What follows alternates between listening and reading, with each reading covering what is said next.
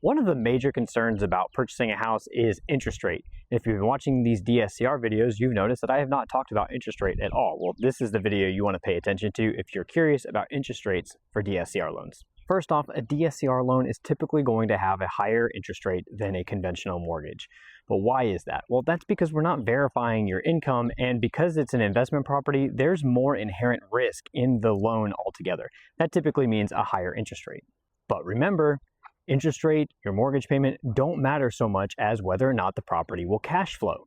So if you have a higher mortgage rate, that's okay as long as the appraisal says that that property is going to make more than what your mortgage payment is. But what happens if that market rent analysis comes in a little bit low? Well, you can buy down the interest rate to make those numbers maybe work a little bit better for the investor. So in summary, interest rate is important for DSCR loans, especially when you're trying to meet a certain return on investment, but it's not the end-all be-all. So a high mortgage rate does not necessarily mean the deal's not going to work.